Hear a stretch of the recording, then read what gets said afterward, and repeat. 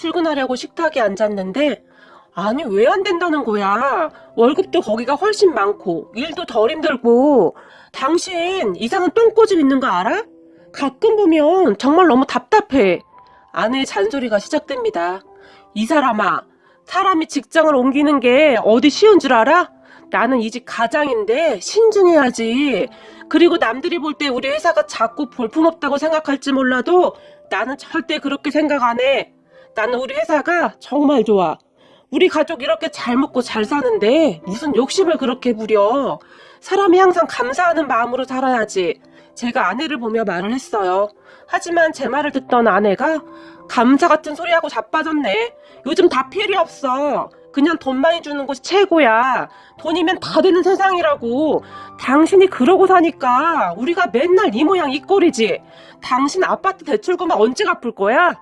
도저히 피해갈 수 없는 아파트 대출금 이야기까지 꺼내면서 아내가 저를 압박해옵니다. 요즘 집 사는데 대출 없이 집 사는 사람이 몇 명이나 된다고. 다 그냥 그렇게 사는 거야. 그러니까 직장 옮기란 얘기는 그만해. 나는 절대 옮길 생각 없으니까.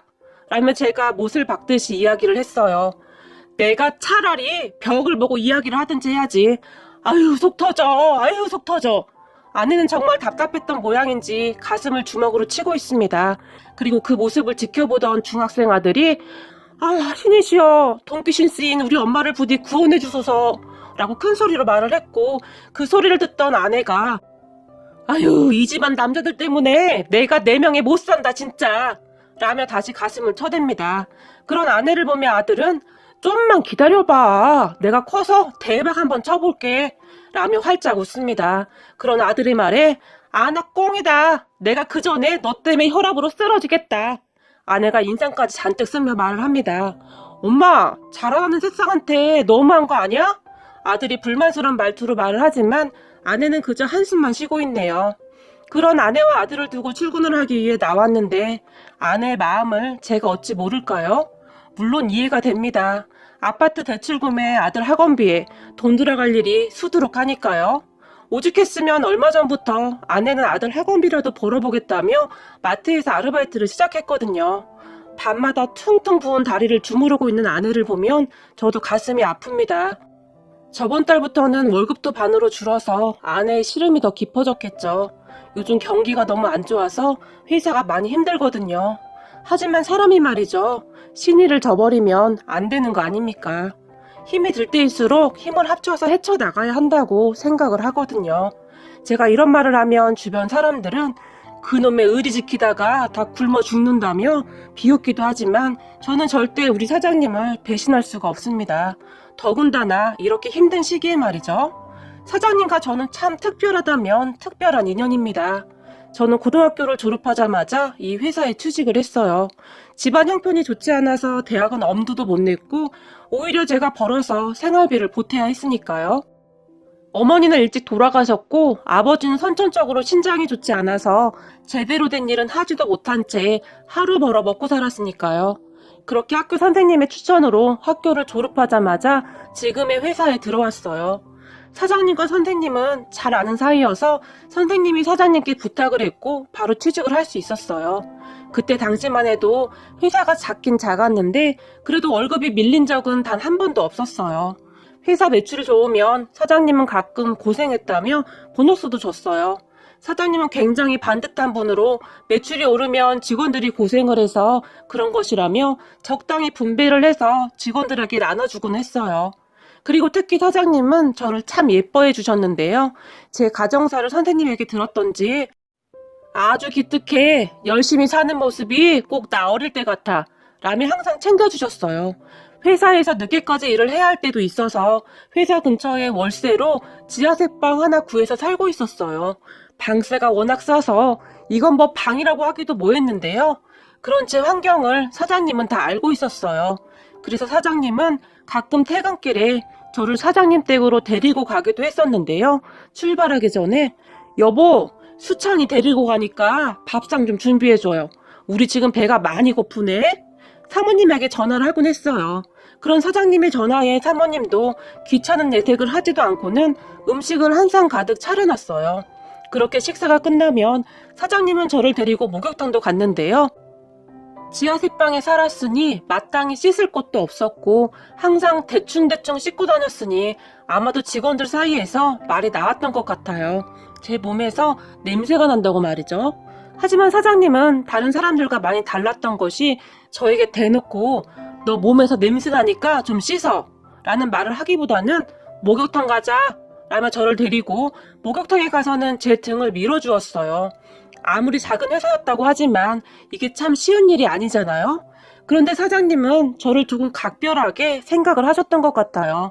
나중에 사장님이 말씀을 해주셨는데 내가 딱 네 나이만 할 때 말이다. 진짜 밥도 안 먹고 일했다. 어느 날은 너무 배가 고파서 삼겹살집 앞에 쪼그리고 앉아서 그 냄새만 맡은 적도 있어. 그때 그 삼겹살 한 조각이 어찌나 먹고 싶던지 눈물이 날 정도였지. 사장님은 옛날 생각이 나는지 잠시 눈을 질끈 감아버렸어요. 그런데 내가 그렇게 굶고 있는데 아무도 나를 챙겨주는 사람이 없더라. 그때 내가 작은 공장에서 일을 했거든. 근데 공장에서 빵하고 작은 주스를 하나씩 나눠줬는데 한참 배고플 나이니까 하나로 배가 찼겠니? 하나 다 먹었는데 그래도 배가 고픈 거야. 그래서 세찬 바구니를 보니까 빵이 2개가 더 있는 거야. 순간 나도 모르게 그걸 뜯어서 허겁지겁 먹었는데 말이다. 사장이라는 놈이 빵을 더 먹었다고 그 많은 사람들 앞에서 소리를 질러댔는데 이래서 이런 거지들은 잘 감시해야 돼 라고 말을 하더구나. 라고 말을 하던 사장님이 잠시 말을 멈췄는데요. 잠시 후에 다시 말을 하기 시작했어요. 그때 나는 처음으로 알게 되었지. 아, 나 같은 사람을 거지라고 하는구나 라고 말이야. 그런데 나는 거짓 소리가 그렇게 듣기 싫었다. 그 뒤로도 사장이 나를 어찌나 괴롭히는지 결국 쫓겨나다시피 그곳을 나와서 다른 곳에 취직을 했는데 다행히 그곳 사장님은 좋은 분이셨어. 내가 기계 다루는 것을 잘 지켜보다가 소질이 있어 보였던지 이것저것을 가르쳐줬거든. 그때 배운 기술로 이 회사도 시작한 거고. 그래서 나는 배가 고픈 게 어떤 것인지 잘 알고 있어 라고 말을 했어요. 사장님은 삼겹살을 정말 좋아했어요. 그래서 매번 갈 때마다 사모님이 삼겹살을 굽고 있었는데 나는 소고기보다 이 삼겹살이 더 맛있단 말이야. 아무리 먹어도 질리지가 않아 라며 정말 맛있게 먹었어요. 사장님은 그렇게 항상 저를 잘 챙겼어요. 그런 사장님 덕분에 저는 처음 시작한 직장 생활을 참 잘 견뎠던 것 같아요. 사모님도 정말 좋은 분이셨는데 그날도 사장님 집에서 저녁을 먹고는 저 오늘은 아빠한테 좀 다녀올까 해요. 내일 토요일이잖아요. 라고 그냥 얼핏 이야기를 했는데 사모님이 그것을 기억하고 있었고 제가 집에 가기 위해 일어났는데 찬압에 반찬을 잔뜩 싸서 들려주었어요. 그리고는 아버님이 뭘 좋아하는지 몰라서 이것저것 싸다 보니 좀 많이 쌌어. 이거 무거운데 괜한 짓을 한 게 아닌가 모르겠다. 라며 오히려 미안한 표정으로 제 손에 찬압을 꼭 쥐어줬어요. 사모님의 그 마음을 제가 어찌 모르겠습니까? 저 미안할까봐 하는 말인 것을요. 그렇게 찬압을 들고 버스를 타러 가는데 제 가슴 안에서 무엇인가 뜨거운 것이 올라와서 목까지 뜨거워졌고 눈에서는 눈물이 주르륵 흘러내렸어요. 사장님, 사모님은 그렇게 항상 돈이 없어서 무시당하던 저를 사람 대접해줬어요. 그 뒤로도 사장님은 저를 엄청 신뢰하고 많은 도움을 주셨어요. 사장님이 가장 자주 했던 말 중에 하나가 나는 돈이 없어서 대학을 못 나왔는데 너는 아직 젊으니까 대학을 한번 가봐라. 내가 너희 선생님한테 물어보니 너 공부도 그럭저럭 했다고 하던데 야간 대학도 괜찮다고 하니 공부를 더 해보는 건 어떻겠니? 라고 물었어요. 그런 사장님의 권유에 제주제에 무슨 대학이에요. 그럴 돈도 없고 당장 아빠 병원비도 버거운걸요. 그리고 저는 대학에 별 관심도 없어요. 공부를 잘한 것도 아니었고요. 제가 웃으며 말을 했어요. 아직 어리니까 천천히 알아보렴. 알겠니? 사장님은 그런 말을 참 많이 했어요. 그리고 제가 공부를 할 수 있도록 현장 근무에서 사무 업무로 바꿔주셨는데요. 그때 바꿔주신 일이 격리부 일이었어요. 격리부 일은 늦게까지 일을 할 필요가 없다면서 숫자만 잘 맞추라고 했어요. 그런 저를 보면 사람들이 수근거렸어요. 저보다 일찍 들어온 선배들도 다 하고 싶어 하던 일이었으니까요. 하지만 저는 열심히 일을 배웠고 나름 상고 출신이어서 보다 빠르게 격리의 모든 업무를 파악하게 되었어요.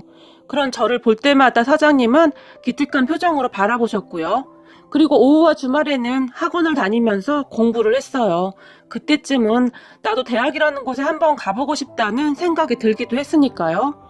그런데 제 인생도 참 기구한 게 말이죠. 대학을 갈 생각에 부풀어 있었는데 어느 날 작은아버지에게 전화가 걸려왔어요. 수천아, 작은아버지다. 너 빨리 병원 좀 와야겠다. 작은아버지의 다급한 목소리가 들려왔어요. 병원이요? 무슨 병원이요? 제가 놀라서 물었는데요. 형님, 그러니까 너희 아버지 말이다. 이러다가 쓰러졌어. 빨리 와봐야겠다. 작은아버지가 횡설수설하며 말을 했어요. 그렇게 저는 급히 작은아버지가 알려준 병원으로 찾아갔어요. 의사 말이 빨리 수술을 받아야 합니다. 라고 말을 했어요. 그동안 우려하던 일이 발생을 한 것이죠. 하지만 제가 고등학교 졸업하고 나서 돈을 번 지도 얼마 되지 않았는데 돈이 많이 있을 리가요. 정말 아껴 썼지만 월급도 많지 않았고 그동안 아버지 병원 치료비도 무시 못했으니까요.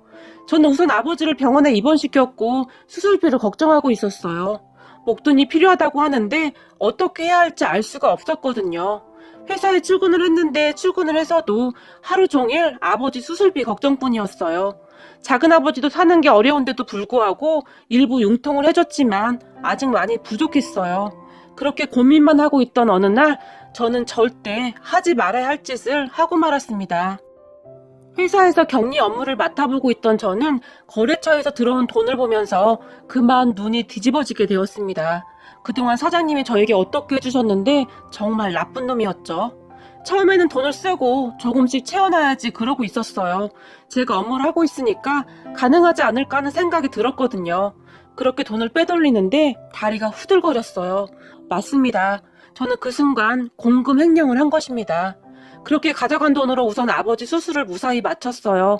하지만 저는 하루하루 말라만 갔는데요. 비록 표시나지 않게 돈을 가져다 썼지만 그 사실이 언제 밝혀질지는 아무도 모르는 일이었으니까요. 하루하루 지옥 속에서 살았다고 해도 틀린 말이 아니었어요. 그냥 회사를 그만두고 잠적할까부터 별 생각을 다 하고 있었던 것 같아요. 그러다 결국에 얼마 가지 않아서 제가 돈을 횡령한 사실이 밝혀지고 말았어요.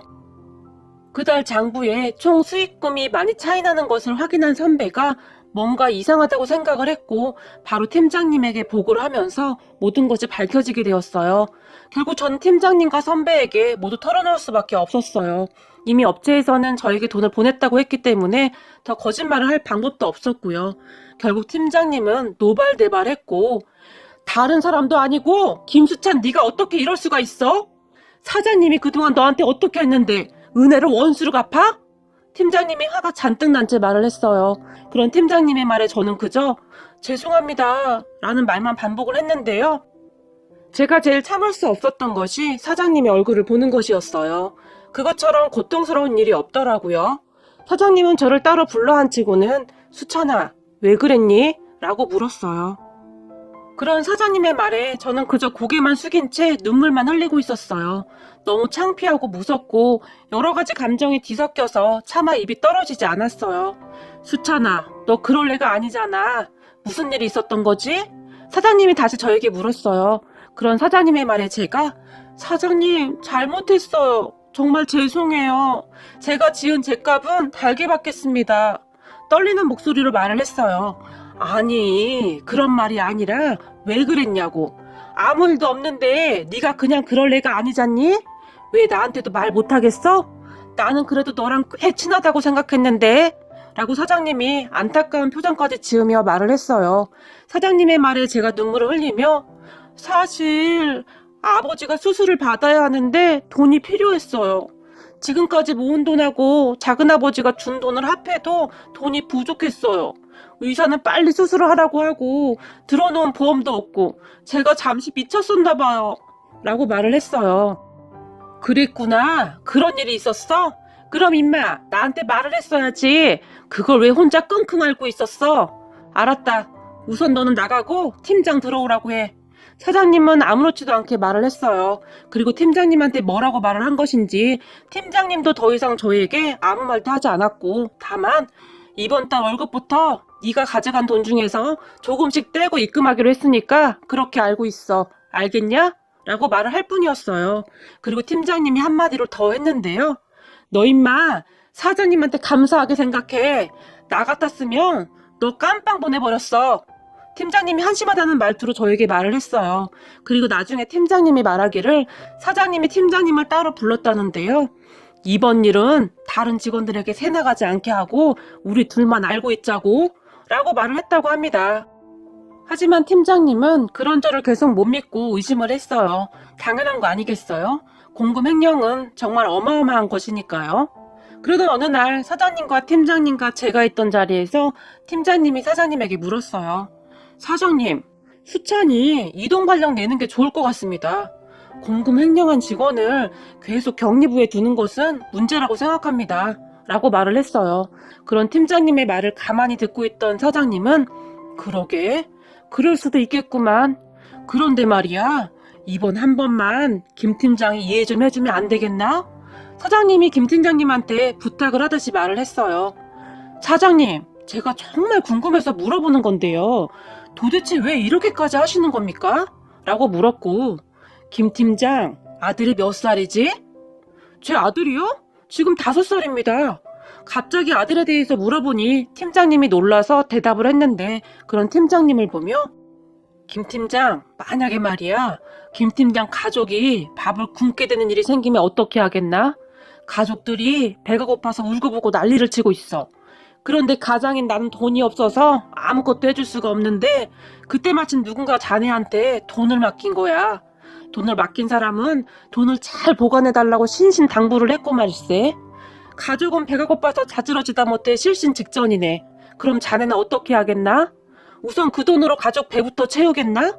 아니면 내 돈이 아니니까 가족이 굶어 죽든 말든 그냥 있겠나? 사장님이 말을 했어요. 사장님의 말에 그거야.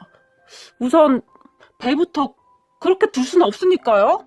김 팀장님이 사장님의 눈치를 보며 말을 했어요. 바로 그거야. 내 가족이 굶어 죽는다는데 그냥 쳐다만 보고 있을 가장이 몇이나 되겠나? 우선 살리고 봐야 하지 않겠나? 내 말이 그 말이야. 수찬이를 왜 그냥 뒀냐고? 그럼 아버지가 수술을 못하면 돌아가신다는데 그걸 그냥 지켜보고 있을 아들이 몇이나 되겠나? 물론 방법이 잘못된 건 맞아. 하지만 난 수찬이의 마음이 조금은 이해가 되는구만. 그리고 말이야, 직원들의 그런 고충을 전혀 모르고 있었던 우리 잘못도 있다고 생각하네. 내가 생각하기에는 말일세. 사장님이 말을 했고 김 팀장님은 그런 사장님의 말에 고개를 떨궜어요. 그리고 사장님은 다시 저를 보며 김수찬, 그렇다고 네가 한 행동이 잘했다는 것은 아니야. 알겠니?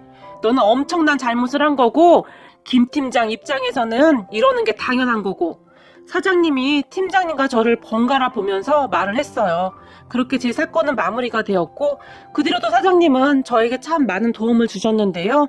수술을 받았던 아버지는 몸이 호전되나 싶더니 이후 합병증이 와서 병세가 점점 악화되더니 결국 세상을 떠나셨어요.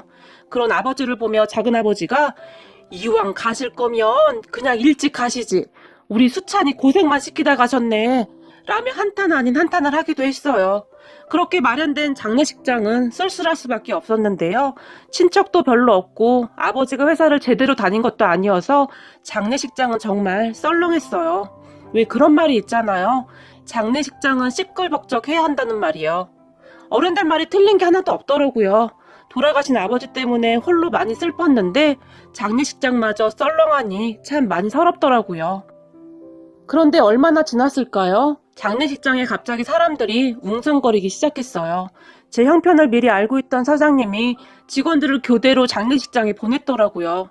거기다 사모님도 직접 와서 이것저것 도와주셨고 말이죠. 이게 말이죠. 비록 작은 회사이긴 했지만 어느 사장님이 이렇게까지 챙길 수가 있을까요? 저는 그때 정말 감사한 마음뿐이었어요. 눈물이 나도록 고맙고 또 고마웠어요. 텅텅 빈 장례식장 앞에 조화도 세워주시고 정말 이런 사람이 세상에 또 있을까요? 사장님, 사모님은 저에게 그런 분들이셨어요. 우리 사장님이 안 계셨다면 저는 그때 공금 횡령으로 제 인생이 어떻게 되었을까요? 저는 그런 은혜를 입었기에 절대 사장님을 배신할 수가 없습니다. 그리고 저는 저번 달에 이어 이번 달까지 월급 중에 딱 반을 떼어서 사장님께 건넸습니다. 사장님, 제가 가진 게 별로 없어서 큰 도움이 못 되고 있습니다. 저는 괜찮으니 조금만 힘내세요. 그동안 우리 잘 견뎌왔잖아요. 라고 말을 하면서요. 그런 제 말에 됐네. 자네도 매달 들어가는 돈이 있을 텐데. 사장님은 한사코 거절을 하네요. 사장님, 한 몇 달만 고생하면 되니까 좀 괜찮아지면 이자까지 쳐서 주십시오. 이자는 삼겹살입니다. 라고 제가 활짝 웃으며 말을 했어요. 제 말에 고맙네, 고마워. 내가 자네 마음 꼭 잊지 않겠네. 라고 사장님이 말을 했는데 사장님 눈가가 촉촉히 젖어 있네요. 그런데 저 말고도 예전부터 회사 직원들을 가족같이 대하며 챙겼던 사장님의 마음을 잘 알고 있던 다른 직원들도 십시일반으로 급여를 스스로 반납해서 회사를 살리고자 노력했어요. 그 모습에 사장님이 눈물을 흘렸고 말이죠. 선행은 반드시 되돌아오는 것이라고 그동안 사장님이 선하게 살아서 그런 것이 아닐까 합니다. 오늘도 집에 가면 우리 아내 잔소리가 시작되겠지만 저는 그 잔소리마저 그저 행복한 소리로 들립니다.